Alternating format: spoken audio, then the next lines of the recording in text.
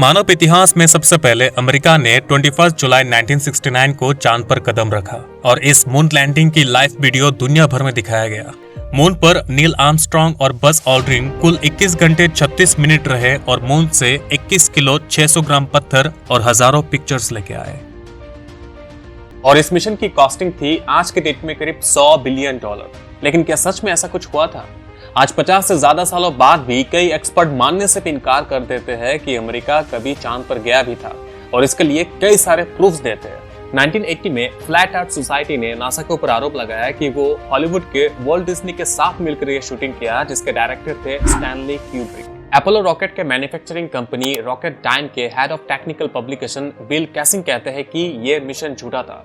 America कभी चांद पर गया ही नहीं और उनके पास सबूत के तौर पे कई सारे सीक्रेट डॉक्यूमेंट्स हैं। कहा जाता है कि एस्ट्रोनॉट स्पेस में जाकर बस कुछ दिन के लिए चक्कर लगाकर आ गए और ये सब फुटेज बस धरती पर एक फिल्म स्टूडियो पर फिल्माया गया। ऐसे कई सस्पेक्ट्स हैं जिसके चलते ये शक किया जाता है, जैसे स्पेस में फोटो खींचा गया पर किसी भी पिक्चर में स्टार्स नहीं है और मून पर कोई एटमॉस्फेयर नहीं है, फिर ये झंडा कैसे लहरा रहा है? चांद पर इस पत्थर के ऊपर सी लेटर किसने लिख दिया? इन फोटोज में शेडोज पैरेलल क्यों नहीं है? अलग अलग जगह के पिक्चर्स में सेम बैकग्राउंड कैसे आ गए? क्या सच में नील आर्मस्ट्रॉन्ग सिर्फ एक बॉल पेन की मदद से रॉकेट को ठीक करके मून से धरती पर वापस आ गए? और भी कई सवाल है। तो आखिर इस मून लैंडिंग की सच्चाई क्या है? क्या चांद पर आज तक कोई इंसान गया ही नहीं? क्या नासा ने इतने सालों तक दुनिया को झूठ बताया? आइए पता लगाते हैं इस वीडियो में reality of NASA moon landing. दोस्तों, आप शायद जानकर हैरान हो जाएंगे कि इस अपोलो मिशन की असली वजह थी cold war. Second world war के बाद यूएसए और सोवियत रशिया के बीच कोल्ड वॉर शुरू हुआ, जिसमें कौन सी कंट्री किससे बेहतर है ये दुनिया को दिखाने की कंपटीशन लगी थी। जैसे स्कूल में बच्चे एक दूसरे से कम्पीट करते हैं कि कौन किससे ज्यादा मार्क ला सकता है, ठीक उसी तरह साइंस एंड टेक्नोलॉजिकल अकॉम्प्लिशमेंट में खुद को नंबर 1 साबित करने के लिए यूएसए और सोवियत रशिया के बीच स्पेस रेस चल रहा था। 1957 में रशिया दुनिया का पहला कंट्री बन जाता है सैटेलाइट को स्पेस में भेजने वाला। फिर 1961 को सोवियत कॉस्मोनॉट यूरी गैगरिन दुनिया के पहले इंसान बन जाते हैं स्पेस में जाने वाले।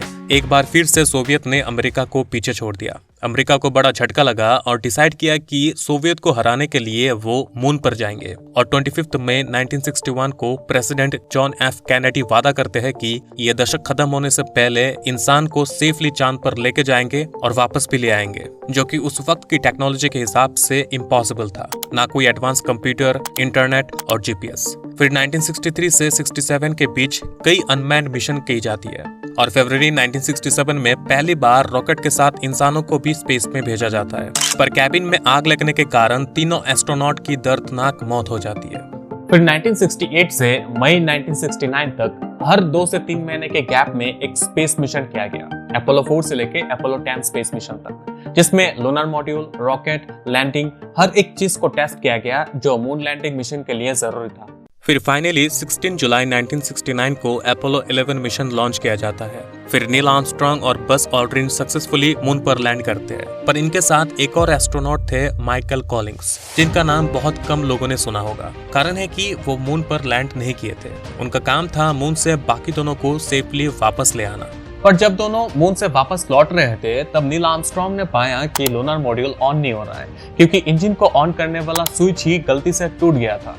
तब उन्होंने सिर्फ एक बॉल पेन का इस्तेमाल करके चालाकी से सर्किट को ठीक कर दिया। फिर जब वो धरती पर आ रहे थे तब प्लान था कि सर्विस मॉड्यूल अलग होकर नष्ट हो जाएगा और सिर्फ कमांड मॉड्यूल धरती पर लैंड करेगा। और सर्विस मॉड्यूल गिरते टाइम कमांड मॉड्यूल से ना टकराए, इसलिए उसमें थ्रस्ट लगे थे दूर ढकेलने के लिए, पर एंड मोमेंट में थ्रस्ट खराब हो गया। सभी साइंटिस्ट ने सोच लिया कि अब इनका बचना पॉसिबल नहीं है। यहाँ तक प्रेसिडेंट निक्सन ने एक स्पीच तैयार कर लिया था कि ये 3 एस्ट्रोनॉट के मरने के बाद लोगों को क्या बोलेंगे, पर यह किस्मत की ही बात थी कि सर्विस मॉड्यूल के टुकड़े कमांड मॉड्यूल के साथ नहीं टकराए और सभी एस्ट्रोनॉट सेफली धरती पर लैंड कर गए। सोवियत रशिया कई कोशिश के बाद भी चांद के करीब तक नहीं पहुंच पाया और उसी दौरान यूएसए मून पर सेफली 6 बार चला गया, और वो भी 3.5 साल के बीच। तो क्या यह बस यूएसए का एक पब्लिसिटी स्टंट था, बिना बिलियंस ऑफ डॉलर खर्च किए रशिया को स्पेस रेस में हराने की? और कई सारे साइंटिस्ट के हिसाब से इस मिशन को फेक बनाना ऑलमोस्ट इम्पॉसिबल है, क्योंकि 4 लाख से ज्यादा साइंटिस्ट, इंजीनियर्स और टेक्नीशियंस जो 10 साल से ज्यादा इस प्रोजेक्ट पर काम किए, 24 एस्ट्रोनॉट जो मून लैंडिंग मिशन पर गए, सभी को इस झूठ को सीक्रेट रखना होगा, जो कि ऑलमोस्ट इम्पॉसिबल है। और 50 से ज्यादा साल बीत चुके हैं, फिर भी इन 4 लाख में से किसी भी ऑफिशियल स्टाफ ने इस मिशन को झूठ नहीं कहा। रॉकेट डिजाइन से लेके मिशन की हर पल की लाखों करोड़ों रिकॉर्ड्स और डॉक्यूमेंट्स मौजूद है। प्रोफेसर नील डिग्रीज कहते हैं कि मून पर जाना ज्यादा आसान है बजाय इतनी सारी फेक रिकॉर्ड्स और डॉक्यूमेंट्स को बनाना। अब कॉन्स्पिरेटर्स क्या आरोप लगाते हैं और नासा उसका क्या जवाब देते हैं, ये देखते हैं। Sceptic number 1, flag waving. Footage में दिखाया गया है कि अमेरिका का झंडा लहरा रहा है, पर मून में सिर्फ वैक्यूम है, तो बिना हवा के ये फ्लैग कैसे लहरा रहा है? ये तो इम्पॉसिबल है। नासा ने यहाँ एक स्पेशल फ्लैग का इस्तेमाल किया था, जिसमें एक हॉरिजॉन्टल पोल लगा हुआ था, जिससे फ्लैग को पूरा फैलाया जा सके, क्योंकि मून पर हवा नहीं है। नासा ने कहा कि एस्ट्रोनॉट बज ऑल्ड्रिन ने फ्लैग पोल को ट्विस्ट किया था और गलती से हॉरिजॉन्टल पोल को बेंड कर दिया था, जो कि स्प्रिंग की तरह था, जिसका चलते फ्लैग कुछ देर के लिए वाइब्रेट किया और लगा कि जैसे हवा से लहरा रहा है। फ्लैग को फोल्ड करके पैक किया गया था, इसलिए फ्लैग में कई रिपल आप देख सकते हैं, जो स्टिल फोटो में देखने में लगता है कि जैसे फ्लैग हवा से लहरा रहा है। Sceptic number 2, no stars. दूसरा शक आता है ये देखकर कि मून की किसी भी फोटो या फुटेज में स्टार्स नहीं है। नासा कहता है कि ऑब्वियसली आप यहाँ स्टार्स नहीं देख सकते, क्योंकि एस्ट्रोनॉट्स मून पर लूनर डे टाइम पे लैंड किए थे, जिसके चलते सनलाइट के कारण चांद का सरफेस बहुत ही ब्राइट हो जाता है और स्टार्स नहीं दिखाई देते। यही कारण है कि आप रात को किसी ब्राइट क्रिकेट स्टेडियम या कार पार्किंग में स्टार्स नहीं देख पाएंगे। ऐसे में आप सिर्फ लाइट्स ऑफ करके ही स्टार्स को देख सकते हैं। तीसरा आरोप है शैडोज। पर फोटोज में कोई भी शैडोज पैरेलल क्यों नहीं है? किसी फोटो में शैडोज डाइवर्जिंग तो किसी फोटो में कन्वर्जिंग है। इसका मतलब यहाँ अलग अलग डायरेक्शन में फिल्म लाइट्स का यूज किया गया था। पर साइंटिस्ट मानते हैं कि इसका मेन कारण है वाइड एंगल कैमरा, जिसके चलते शैडोज कन्वर्जिंग दिखाई देते हैं एक ही लाइट सोर्स जैसे सन होने के बावजूद। और जमीन पर आगे कोई गड्ढा या उभार है तो लाइट डायरेक्शन के राइट एंगल में भी शैडोज दिखाई देते हैं। पर कई पिक्चर में स्पेस सूट में शैडो की तरफ अंधेरा होना चाहिए, पर वहाँ भी ब्राइट और डिटेलिंग दिखाई दे रहा है। वो कैसे? साइंटिस्ट कहते हैं कि मून में सूरज बस एक ही सोर्स ऑफ लाइट नहीं है। रिफ्लेक्टिंग मून सरफेस और लूनर मॉड्यूल भी काफी लाइट रिफ्लेक्ट करता है, इसलिए अलग अलग डायरेक्शन से रोशनी पड़ने के कारण ऐसा होता है। चौथा शक, लूनर स्टोन्स। 6 अपोलो मिशन में कुल 380 किलो पत्थर के सैंपल कलेक्ट किया गया, जिन्हें दुनिया भर के साइंटिस्ट ने टेस्ट करके कहा कि ये सभी पत्थर मून के हैं, जो कि रशिया ने जो रॉबर्ट द्वारा मून से स्टोन सैंपल्स लाए थे उससे मैच करता है। अब कुछ लोग कहते हैं कि ये मून स्टोन्स किसी इम्पैक्ट के द्वारा मेटेरॉइड्स के रूप में धरती पर आ गिरे थे और उन्हें ही नासा शो कर रहे हैं। पर आज तक दुनिया भर में सिर्फ 30 किलो मून मेटेरॉइड्स मिला है, पर नासा ने 380 किलो स्टोन सैंपल्स पेश किया, और वो भी सबसे पहला मून रॉक धरती पर 1979 में मिला था, मतलब मून लैंडिंग मिशन से कई साल बाद। पर कहीं नासा ने ये स्टोन्स रॉबर्ट द्वारा मून से तो नहीं लाए। रशिया ने 3 बार रोबोटिक्स लूनर मॉड्यूल द्वारा मून से कुल सिर्फ 326 ग्राम रॉक सैंपल ही ला पाए। इस हिसाब से नासा को 380 किलो स्टोन्स लाने के लिए हजारों बार मून पर रोबोट्स को भेजना पड़ता, और वो भी सिर्फ 10 साल के अंदर। 5वां आरोप, वैन एलन रेडिएशन। कई साइंटिस्ट मानते हैं कि वैन एलन बेल्ट में रेडिएशन इतना ज्यादा है कि किसी भी एस्ट्रोनॉट के लिए इसे पार कर पाना पॉसिबल ही नहीं है।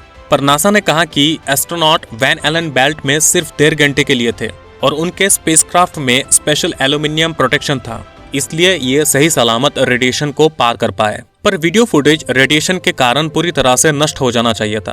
असल में नासा ने फिल्म को एक स्पेशल मेटल कंटेनर में प्रोटेक्ट करके रखा था, जो फिल्म को रेडिएशन से बचाई थी। 2009 में इंडिया ने चंद्रयान 1, नासा ने लूनर रिकॉनेसेंस ऑर्बिटर, और 2010 को चाइना ने चैंग 2 मून पर भेजा, और सभी ने अपोलो मिशन में छोड़े गए कई सारे सामान और लैंडिंग की पिक्चर खींची। आरोप यह भी है कि मून पर कोई मॉइस्चर नहीं है, तो ऐसे फुटप्रिंट के निशान कैसे प्रिजर्व रह गए? नासा ने कहा, मून में कोई हवा ना होने के कारण इन निशानों में कोई भी डिस्टर्बेंस नहीं होती, इसलिए निशान नहीं मिटते। इस चीज को मिथ बस्टर एपिसोड में भी प्रूव किया गया। Sceptic number 8, no lunar पैटप्रिंट।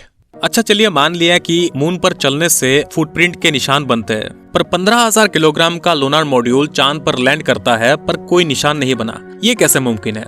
असल में मून पर लूनर मॉड्यूल का वेट सिर्फ 1200 किलो होता है, और एस्ट्रोनॉट के बूट बहुत छोटे होते हैं लूनर मॉड्यूल के फुट पैड के मुकाबले, जो कि 3 फीट डायमीटर का है। इसलिए सरफेस एरिया ज्यादा होने के कारण लूनार मॉड्यूल का बेयरिंग प्रेशर 44 टाइम्स कम होता है एस्ट्रोनॉट के फुट प्रेशर के मुकाबले। इसलिए मून पर कोई निशान नहीं बना। No blast craters.